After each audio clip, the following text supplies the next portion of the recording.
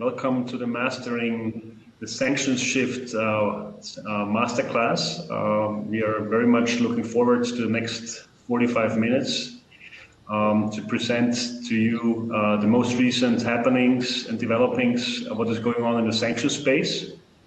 We're very grateful for ECEC and EQS to give us the platform to present these kind of topics to you, and maybe just a quick reminder to our team in the back end. So Oscar, please help us go to the next slide so we can do our first introductions. Next to me there's Hannes Lubic, so please introduce yourself, Hannes, and your firm. Thank you, Christoph. Welcome to this masterclass also from my side. My name is Hannes Lubic. I am counsel in the compliance and investigations practice of Norton Rose Fulbright in Frankfurt, and I'm advising multinational companies on a broad range of cross-border compliance matters with a focus on high-risk markets. And this advice includes also advice on sanctions compliance, in particular compliance with the EU sanctions on Russia. Prior to joining Norton Rose Fulbright, I was heading the compliance and investigations practice of an international law firm in Russia. This is why I have specialized experience in the implementation of the EU and US sanctions in Russia on the ground, and I have seen my fair share of the various sanctions evasion schemes which are applied in Russia. And with this I would hand over to Christoph again. Thank you so much, Hannes, and I think this is very important, not only for the audience but also for us, of course, from StoneTurn to present your deep insights from the Russian market, to have on-site experience there. Some words about myself. My name is Christoph Waber. I'm a partner with StoneTurn since a little bit more than 2 years. Before that, I was born and raised at PwC. I had my career there in the forensics department in Austria and in New York, and made partner in 2018, heading the forensics and financial crime department. And then since I joined StoneTurn, we are based in Frankfurt. I'm leading the investigations practice there together with Julia Avery. We're mainly focused on all kinds of work regarding the investigation space, compliance space, financial crime, whistleblowing, you name it, but not only in the DACH region, but all over Europe. StoneTurn, I think just a couple of words on StoneTurn. We're a very proud partner with EQS and the ECEC since the very beginning, already the third or fourth time we are now partnering with them. And together with them, we are also providing whistleblowing advice to many of our clients. Before we go into the detail, we would like to make it a little bit more interactive with you as our audience. We have more than 100 participants already. So before we go in the polling questions, we have 3 polling questions. We also want to remind you that there is a Q&A session. So whenever you have questions, please type in your question and we will hopefully answer them in the end. But first, there's the first polling question, so please also Oscar and Karen in the background publish this polling question, and we are very much looking forward to your answers.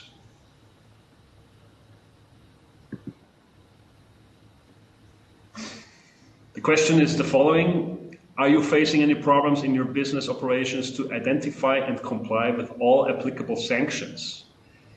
And it's very interesting that everyone is, but there's one question who was also not known if there's any problems in their organization.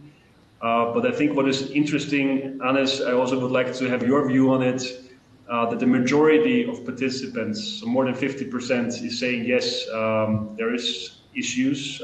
Is it surprising to you, those answers?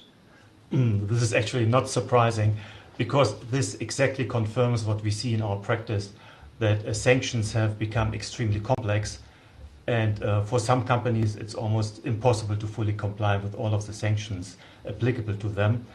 And this is in particular true for companies which still have business operations in Russia or which still have Russian subsidiaries. So I was actually expecting to see a result above 50%. Very nice. Same here. So I think with this kicking it off, we will start now walking you through the basics of sanctions. Then we also would like to go into the legal requirements and what is happening all over the world when it comes to sanctions. So Oscar, please go on to the next slide. And in the end, we will give you an overview about sanctions compliance, best practices to round up with a very quick Q&A session. And just a reminder, if you have any questions, please let us know and we will answer it in the end of the session. Hannes, over to you. Thank you, Christoph. So, Oscar, if you could please go to the next slide. Yes. What are sanctions? Sanctions are restrictions imposed on targeted countries, entities, and individuals to achieve a range of objectives. This could be to change the behavior of the target, to achieve foreign policy objectives, or to punish or prevent illicit behaviors. And as we are all aware, sanctions are being used in pursuit of these objectives at the moment against Russia.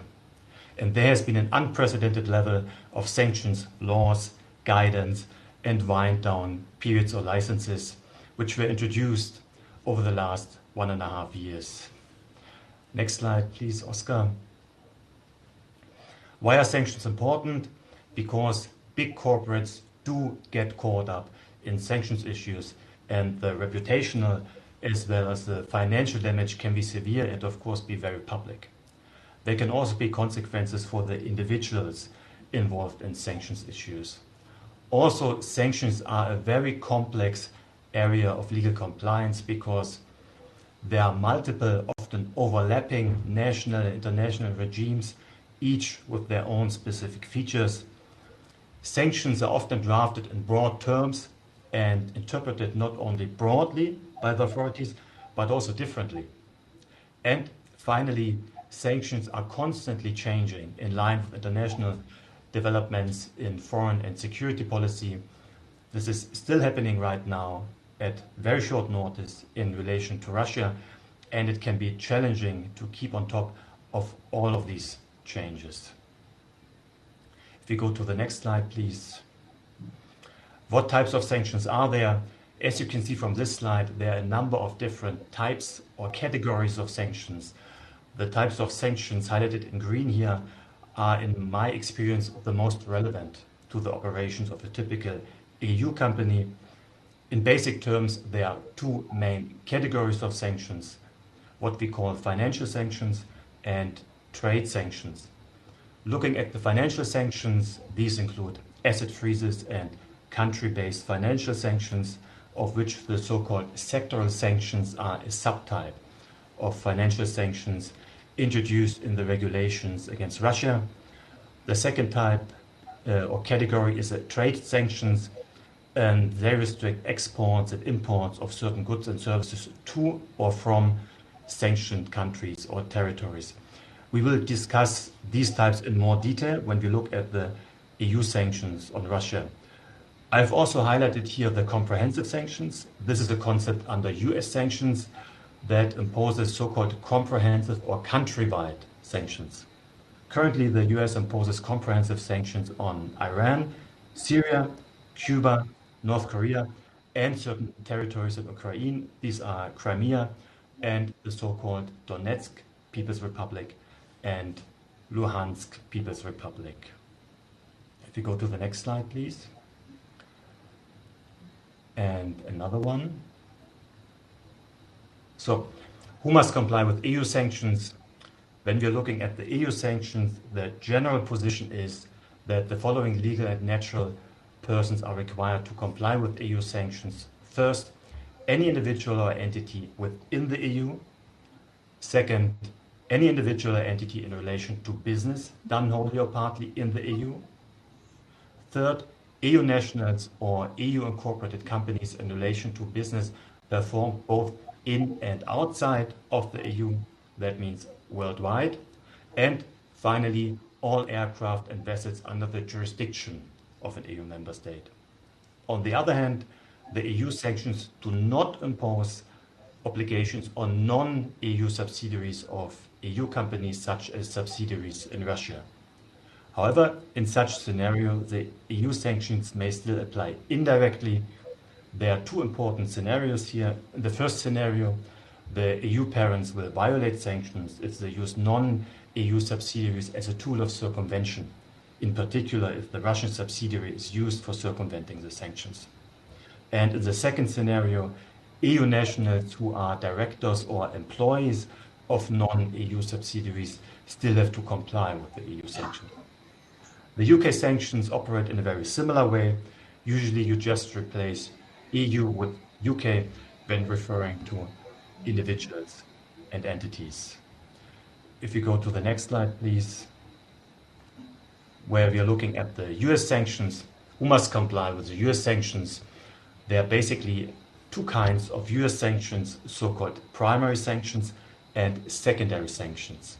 Primary sanctions mainly impose compliance obligations on US persons.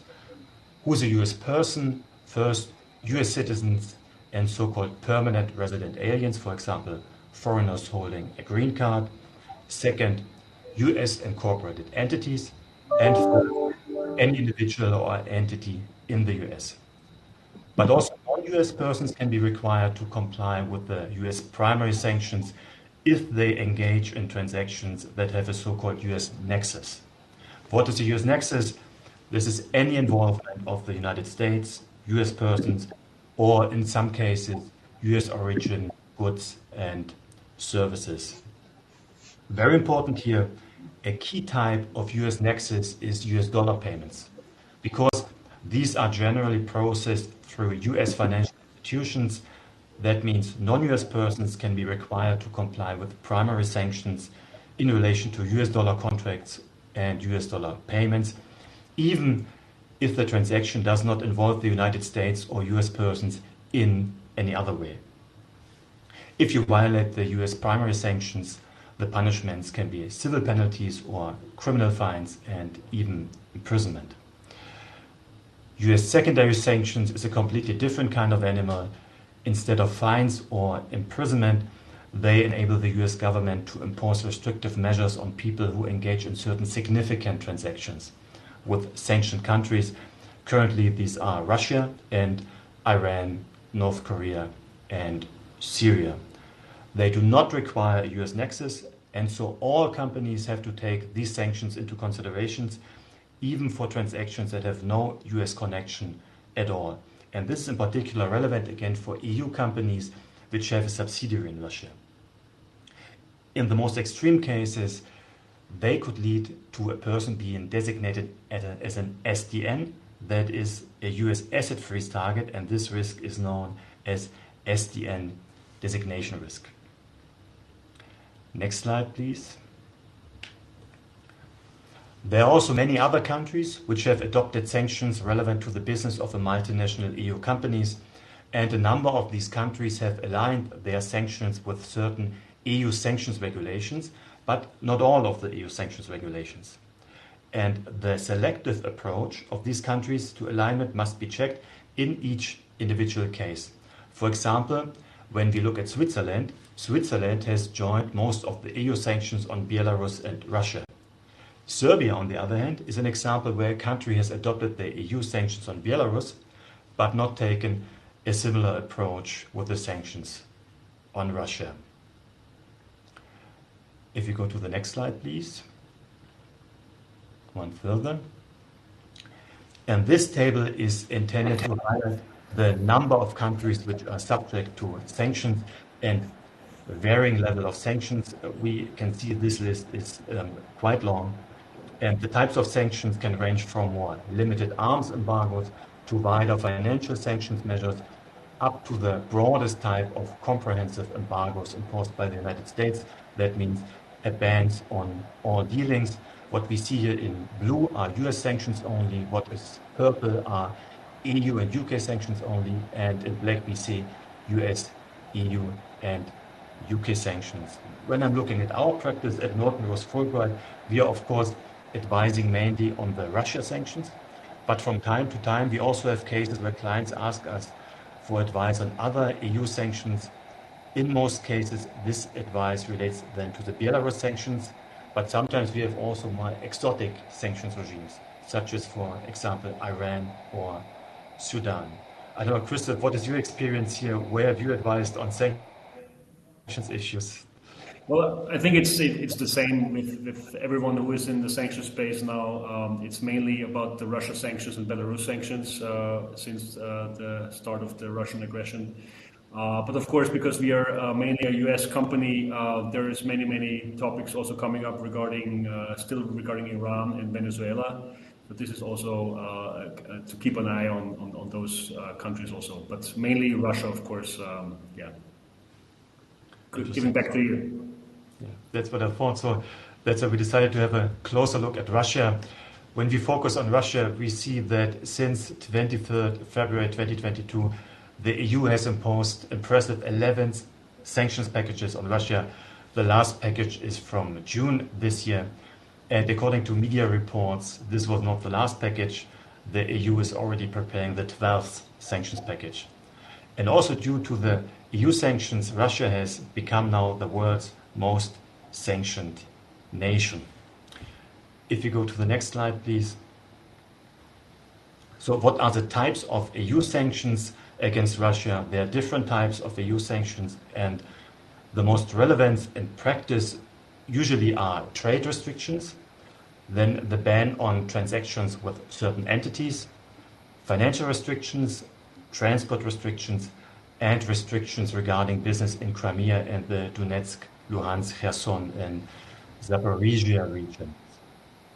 Then we are looking at trade restrictions which apply to Russia. We see in particular the prohibition to export to Russia so-called dual-use goods and technology. Dual-use goods are items which can be used both for civilian and for military purposes. The list of these dual-use goods is very comprehensive, is permanently extended, and may include various types of goods which may be relevant to the business of multinational companies. And these goods must not be exported to Russia without prior authorization by the competent authority of an EU member state. And this applies irrespective of whether the relevant goods originate from the EU or not. It is also prohibited to export certain goods from Russia not only into the EU but also into non-EU countries. The list of goods falling under this prohibition is also very comprehensive. These restrictions primarily apply to goods which originate in Russia.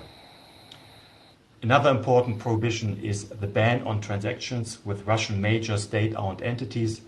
These entities include, for example, the Russian companies Rostec, Kamaz, and Gazprom Neft. EU persons are not allowed to enter into any transactions with these companies, either directly or indirectly. They are also not allowed to enter into any transactions with their subsidiaries, which are established outside the EU. The next important set of prohibited transactions are financial restrictions.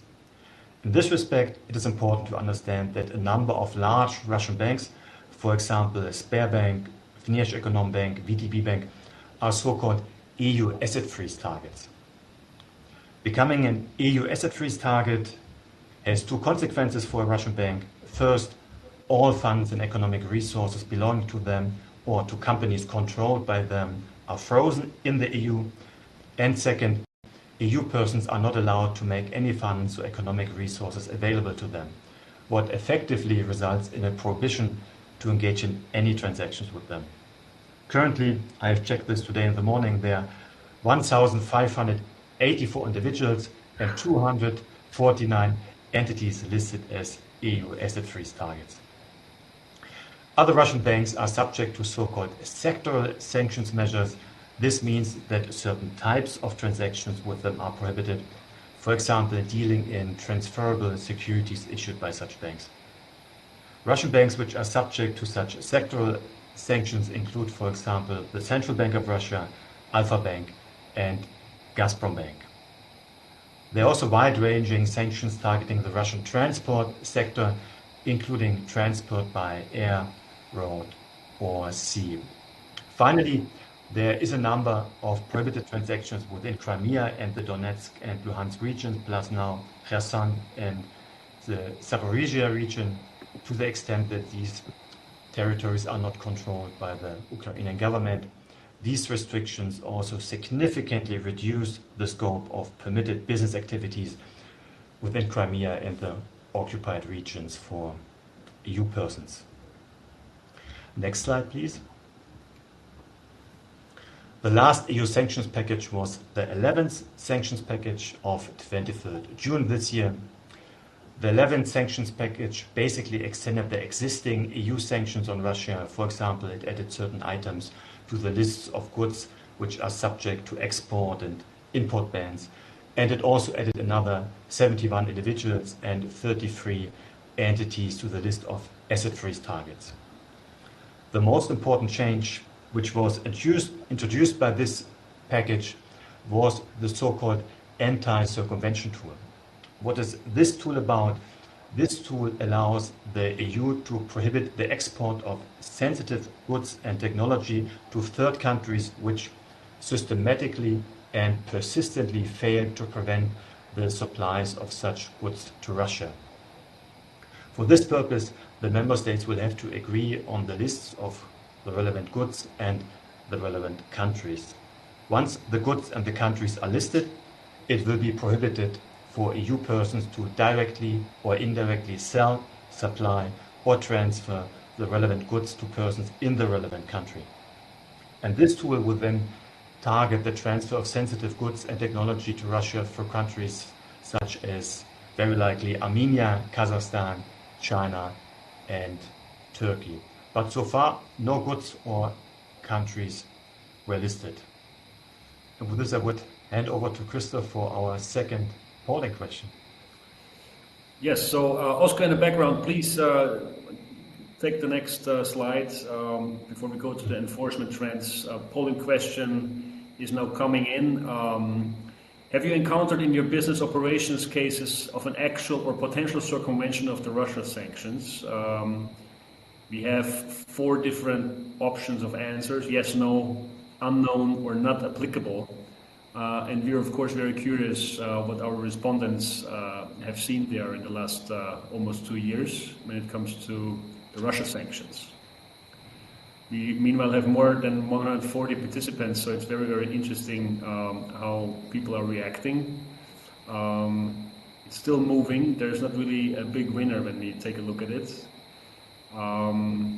Would we of course be very interested in the yes answers, how they encountered the circumvention of the Russia sanctions. Hannes, what do you think about this result, this preliminary result? It's still moving.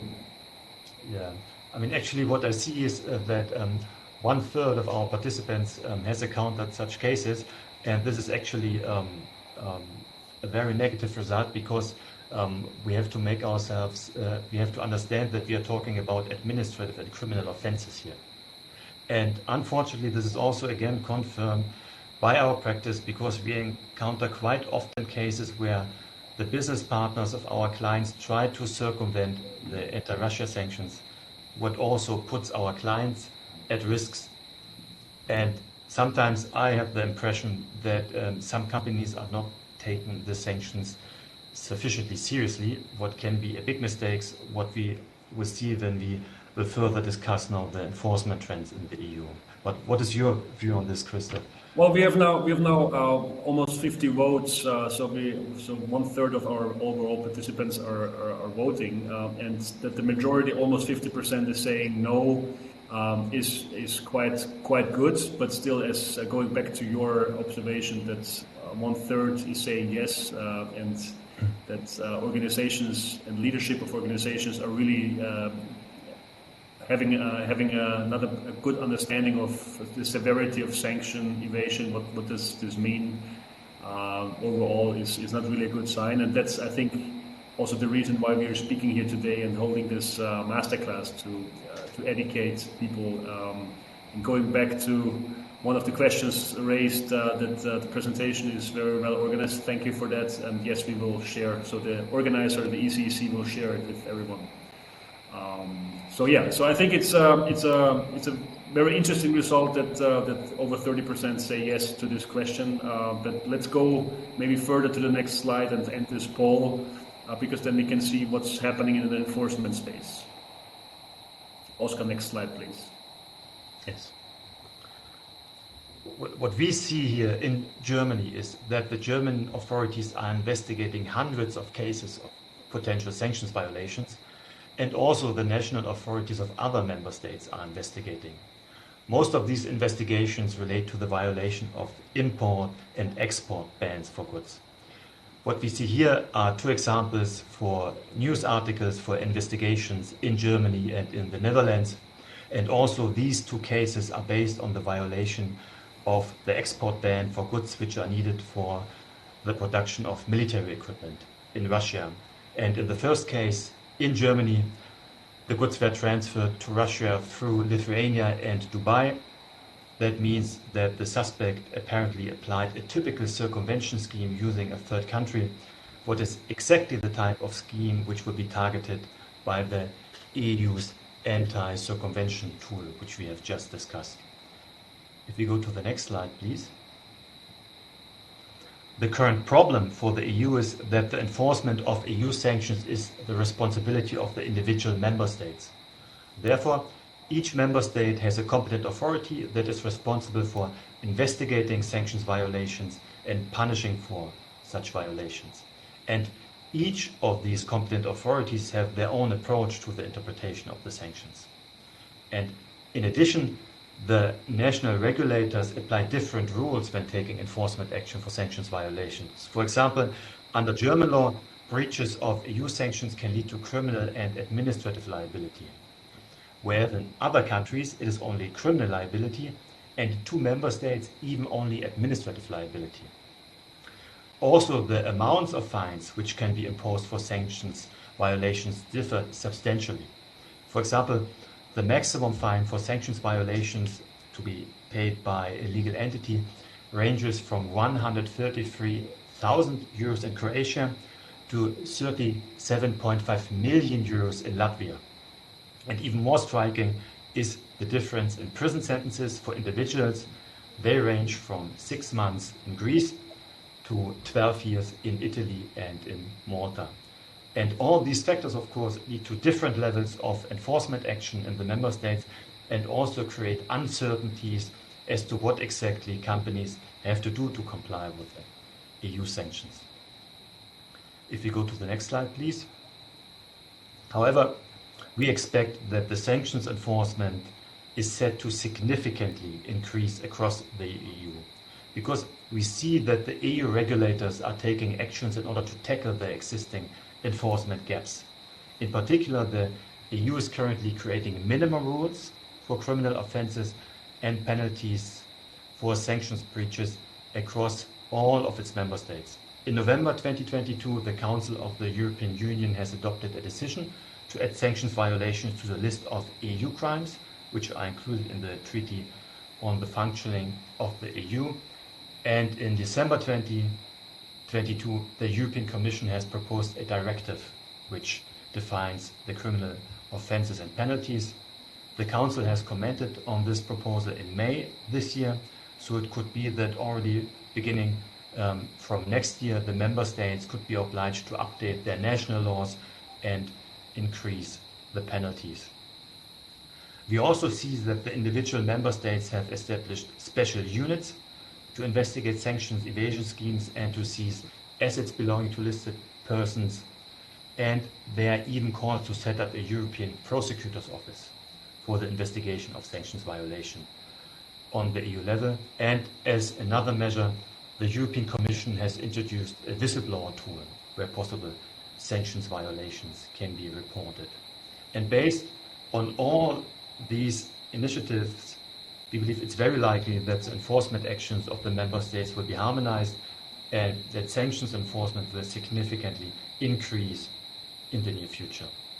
Maybe just to add on here, one or two of my thoughts. So besides what you very well described, Hannes, there's also the European Anti-Money Laundering Agency on the horizon. And there was some debate if this agency, which will potentially be in Vienna or Frankfurt, I think Dublin are in the race to host this very big authority.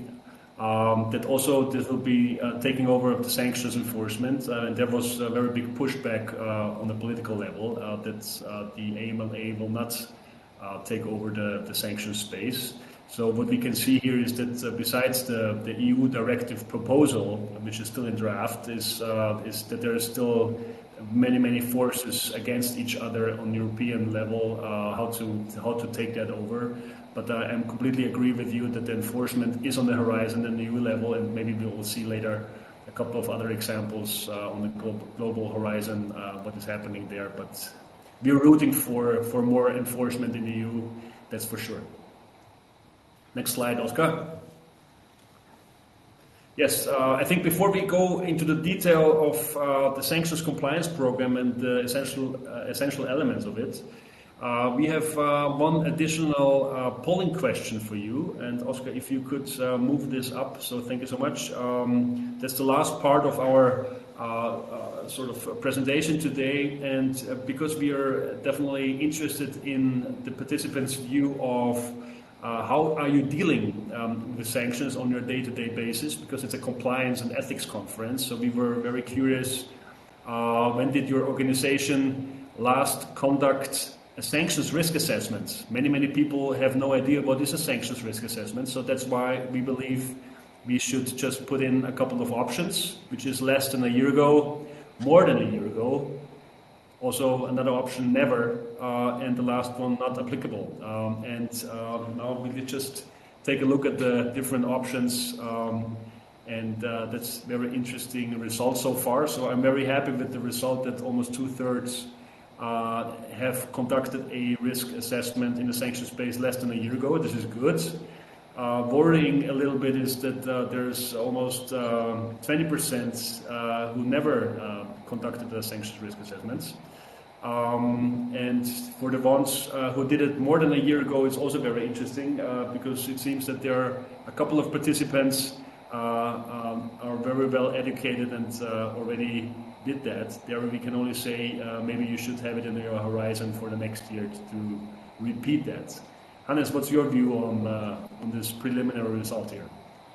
When I see this result, I have to admit I'm surprised how positive it is that we have 55% less than 1 year ago, because as I said, we see quite a number of sanctions violations in our practice, and many of these violations, in particular the violation of the import and export bans, could be prevented if the company conducts more regular sanctions risk assessment.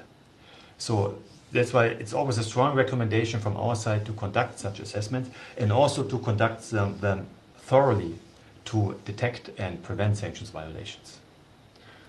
Also very interesting is the last answer, the last option of the answer, not applicable. So I'm always thinking to myself, so what kind of organization has not any global trade and so on? But it's very interesting that still there are some participants thinking that this is the right answer. Thank you so much to the participants. Oscar, maybe pull up the next slide and we see what we are dealing with here now. So what we have here, because we now provided you with the legal requirements and the enforcement trends, what we are seeing in practice is that whatever sanctions is in place and what sanctions regime, we have mentioned the US sanctions, the EU sanctions, UK sanctions. What we see in the practice is that clients and organizations very often have problems in identifying who is the ultimate beneficial owner. And there's differences in the jurisdictions, which is important for you to know. When you take a look at the US space, in the US there was already in 2014 a guidance published from OFAC that the ownership of sanctions persons, specifically designated nationals and blocked persons, so this is this acronym, this very long one, that the ownership is always aggregated. So if it's more than 50%, it's a blocked company. Whereas in the EU and in the UK, it's a different cup of tea, because in the EU, only a couple of days later, after the Russians invaded Ukraine, started to have a new guidance. Before they had no aggregation, and now it's all about aggregation. So it's also plus 50%. When it's about the UBO, it's always about the ownership and the controls. So who has more than 50% of ownership rights or control rights? Whereas in the US, it's only ownership. It's not about control rights. And in the UK, it's again completely different. There, it's not aggregated. So what we want to tell you here is that it's always important to really see the full picture and take a look at the different sanctions list which are applicable to the potential UBO and blocked entity. When you go further, Oscar, I think you will see a couple of crosses. So this is just to give you an idea what is a blocked company and what's not a blocked company. On the right side, with entity B and entity C, it's a big question mark if enhanced due diligence is important. And that's why it's so important that when you go on the next slide, Hannes will provide you an overview what he sees in Russia and saw in Russia when it comes to ownership structures. Oscar, next slide, please. Thank you, Christoph. So as you have very well explained, companies may need to establish the ownership and control structures of Russian companies, for example, if these are their potential business partners. And we probably all know from our practice that it can be very difficult, if not impossible, to establish these structures. And this is mainly 3 reasons. Firstly, already prior to the 11 sanctions packages starting from 2022, many ownership structures in Russia were complex and opaque. This is because the Russian owners needed to protect their investments from Russian competitors and also from the Russian state. Second, after the introduction of the anti-Russia sanctions, the Russian owners adjusted the structures to be either excluded from the scope of the sanctions or to deliberately circumvent the sanctions. And third, the Russian state has taken countermeasures to complicate the implementation of the Russia sanctions. In particular, Russia has restricted the access to certain information which may be sensitive from the sanctions perspective.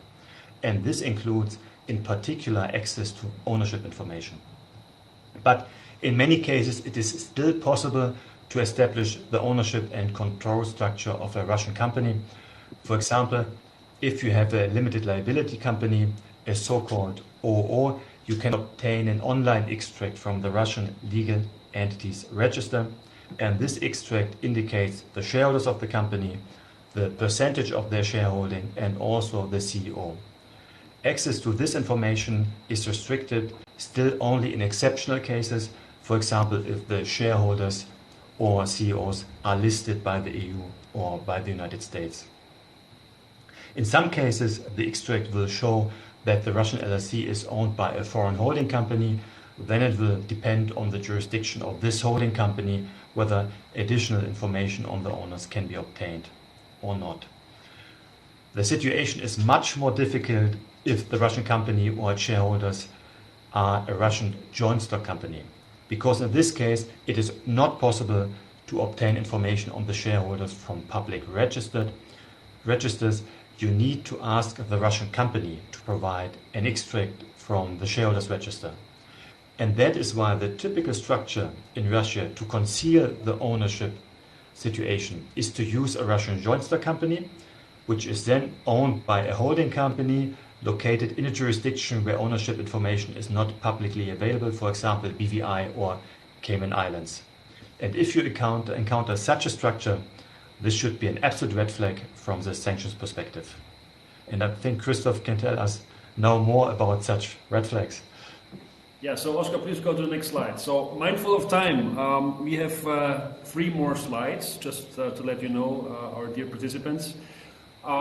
This slide is giving you an overview about mainly US initiatives. So there are 2 seals on the right side you can see there. The upper seal is from the US Treasury Financial Crime Enforcement Network, the FinCEN network, you might have heard about them.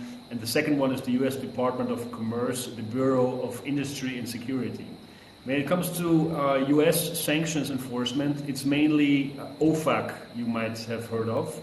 But these two authorities, regulators, have published two joint alerts, one last year, and they have updated one earlier this year.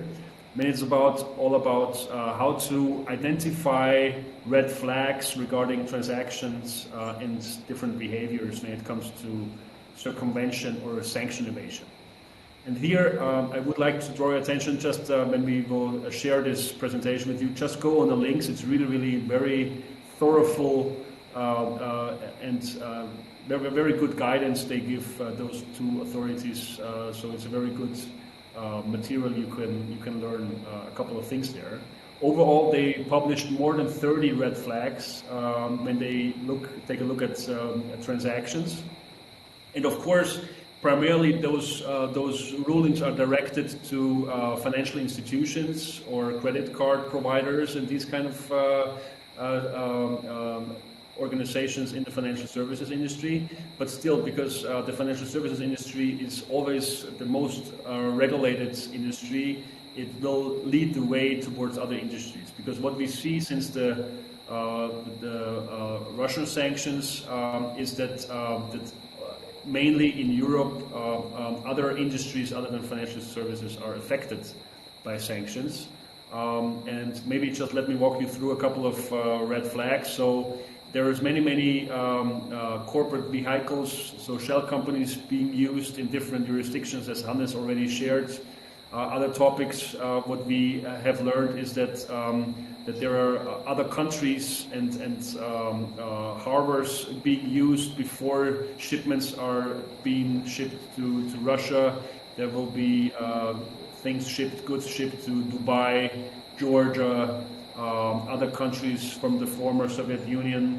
When you take a look at how often Emirates is flying with A380 planes on a daily basis from Moscow to Dubai, I think it's 4 or 5 times with full airplanes, or other planes from Turkey going back and forth to Moscow and Istanbul. So many topics are now sort of addressed by different countries which are not sanctioned. So there are potential secondary sanction, of course, very interesting. When you go to the next slide, Oscar. I also want to draw your attention to the OFAC website because they have published a couple of years ago, 2019, a framework for OFAC compliance commitments. And because for potentially a couple of people in our audience, sanctions is pretty still new in their space, because a couple of years ago, compliance officers did not deal with sanctions, the majority of them. This is just a new developing. It's very important to take a look at this document. It's 12 pages, and like with other sanctions or compliance programs, the essential components are always management commitment, training, risk assessment, internal controls, and last but not least, but also independent testing and validation. And what this document is giving a very good overview about the root cause analysis, why companies had to pay very big fines. One part of the root cause analysis is that the companies very often do forget that there is a US nexus, as Hannes shared before, that they forget that they have US dollar payments and transactions, or they have operations in the US. And whatsoever. So this is very important for you to keep in mind. And whereas on the first and on the slide before we have seen the red flags, what you should really focus on when it comes to a very risk-based sanctions compliance program, that you take a look at the UBOs, that you also extend it to agents and intermediaries, take a look at all the bank codes and these kind of things. So this gives you a very good overview on what is happening and where OFAC is looking at, and not only OFAC, but all the regulators. Being mindful of time, one more minute. Oscar, next slide is just giving you an overview about if you're not compliant with especially OFAC and US sanctions. It's an extensive list of failures where companies failed. The last one was a company 3M, which was sort of penalized because of Russia sanctions just a couple of weeks ago. But still, there's also things happening in the cryptocurrency space, so keep that in mind. And yes, I believe it's very important to keep that in mind, that non-compliance is expensive. But as we are done with our time, I think we go to the last slide, Oscar, and just take a look at a couple of the questions. So let me just walk through a couple of questions. So yes, so the slide deck will be shared with the participants in the aftermath of this presentation. There's one question being raised: what are successful strategies for addressing a sanctions situation? It's a very open and wide question, but maybe Hannes, do you have an idea how you would answer that? So what's when a client comes to you and has no clue about sanctions and wants to have a guidance for you? How do you deal with that? Yeah. As I've said during the presentation, you have to take the sanctions seriously. You have to analyze the problem, and taking seriously means you have a case-by-case approach is required. You have to look at the problem and to find a solution. And what, depending on the findings, once you have analyzed the situation, you have analyzed whether there might be a sanctions violation, you have to find a solution. And there you have to take a risk-based approach, because we often encounter situations in the business operations of our clients where there is no fully compliant solution to the sanctions problem. You just have to consider the risks, you have to weigh the risk and then take a decision. What would be your view on this? No, absolutely. So I think the risk-based approach is also the guidance from OFAC and other regulators. So it's always the risk-based approach. So this goes to another question being posted by an anonymous user: are automatic solutions related to sanctions enough? So there, I tend to say, and I think everyone who is dealing with sanctions, it's not enough. So when you take a look at automatic solutions, it's just a tool giving you guidance if there is a red flag or not, or is there a false positive or not. But it's not considered as a due diligence or enhanced due diligence in terms of the regulators. Hannes, what's your view? I fully agree. An automatic solution is good, but it's only a first step. Once you have the results presented by the automatic solution, you have to look at them. You have to assess the information. You have potentially to further investigate. And a very good example for this are the false positive. My impression sometimes is that 80-90% of the hits are false positives. Yes, same here. Yeah. There's one very interesting question I cannot answer, but maybe you can. What about Russian embassies? How should they be treated? It's a very interesting question. I did not come across this kind of situation. Maybe you have an idea how to answer that. I agree. This is an unusual question. This question is also new to me. But what I can say is, as far as I am aware, Russian embassies are not subject to any trade sanctions, not subject to any financial sanctions. So there shouldn't be an issue as long as the embassy or other representations of the Russian Federation in EU member states are open. There shouldn't be an issue. Mm-hmm. Just a new question came in from Nina Sepinic. How often would you suggest that the sanction checks are done? I think if you ask 3 lawyers or advisors, they will provide you with 3 different answers. So I will start with one. I say on a daily basis you should do that. Given your global footprint and your risk profile, I think it's very important to have sanctions compliance as a priority. But this could also change if sort of you have not so much risk involved. Hannes, how would you see that? I agree. I think it really depends on the risk situation, on the business, on the exposure to the risks. What as a general standard recommendation, it should be at least an annual sanctions check and an annual sanctions risk assessment, and then of course on an ad hoc basis each time. For each transaction, in each other scenario where sanctions risk might arise, an additional sanctions check or assessment should be required. There's one more question regarding sanctions monitoring in the relation of real ownership. Could privacy compliance be a potential bottleneck with assessing, processing, reporting personal data across different data protection requirements? Also a very interesting question. I refer to you as a lawyer. What's your view here regarding GDPR? It's a tricky one. Of course, what we know is that there are a number of restrictions in order to transfer personal data from Russia to the EU. So if you look at in practice, it is almost impossible to transfer personal data from Russia to the EU without violating the applicable data privacy rules in Russia. So this is the legal situation, this is the theory, but in practice I haven't encountered one individual case where these rules would prevent an EU company or also a Russian company from transferring personal data from Russia to the EU or receiving personal data from Russia in the EU. So it could theoretically, in theory, be a bottleneck, but it isn't in practice. Right.